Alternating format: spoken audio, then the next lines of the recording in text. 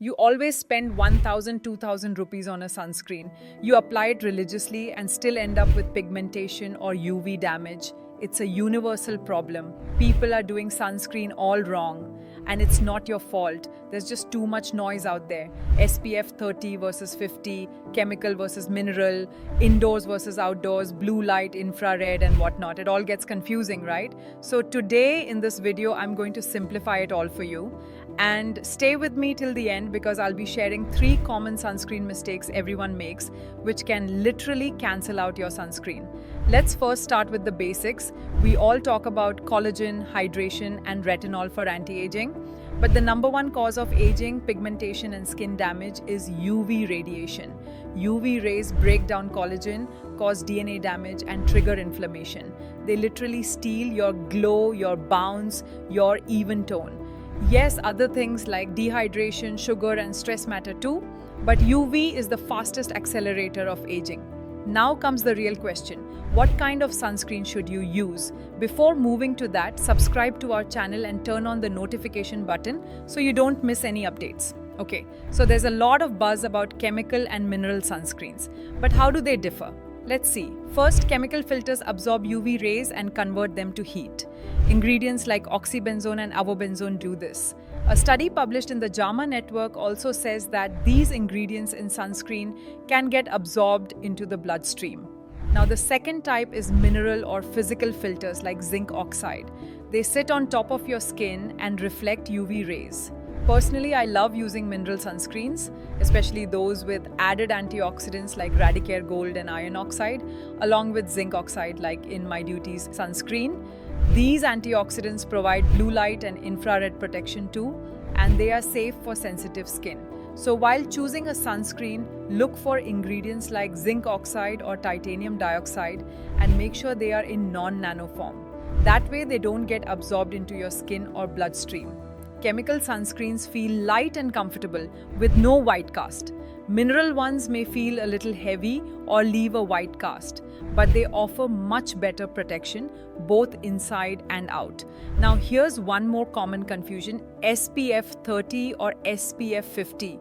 Which should you choose? Let me break it down. SPF 30 blocks about 97% of UV rays. SPF 50 blocks about 98.5%. So there's only a 1.5% difference. It's not as dramatic as the marketing makes it seem.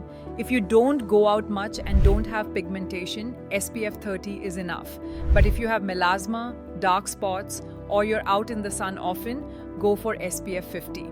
Now, before we go into the 3 biggest mistakes, let me answer one question I get all the time.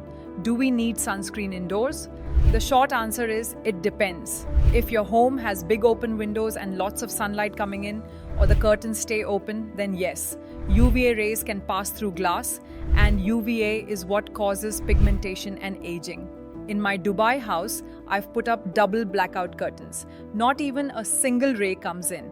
That's one reason I don't wear sunscreen indoors. The second reason I support my internal sunscreen through antioxidants, I take My Duty Pigment Clear Plus, which has polypodium and astaxanthin. Both are clinically studied to protect skin from sun damage from the inside out. One study in the Journal of Clinical and Aesthetic Dermatology found that people who took polypodium extract daily didn't get sunburns, while others did. Along with supplements, I apply our EpiShield Day Serum at home. It's packed with antioxidants like ectoin, exposin, and ferulic acid that help protect against blue light and infrared. Now let's talk about the 3 biggest sunscreen mistakes. Mistake 1, applying too little.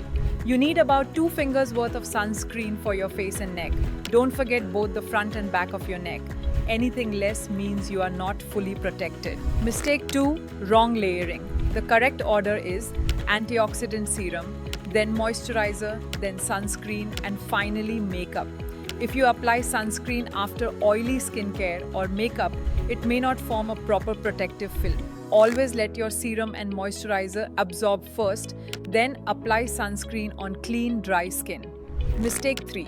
Thinking sunscreen is enough, it's not. Even with SPF, your skin is still exposed to infrared, blue light, and pollution. Sunscreen doesn't block those. That's why I always pair my sunscreen with two things. First, EpiShield Day Serum packed with antioxidants like ectoin, ferulic acid, and exposin to protect externally. Second, Pigment Clear Plus supplement with polypodium and astaxanthin to support internally like an oral sunscreen. So yes, sunscreen is step one. But true protection only comes when you support your skin inside and out. If this video helped you, hit the like button and comment below. What sunscreen brand are you using right now? I'll tell you how safe it is. Don't forget to subscribe for more science-backed skincare tips. See you in the next video.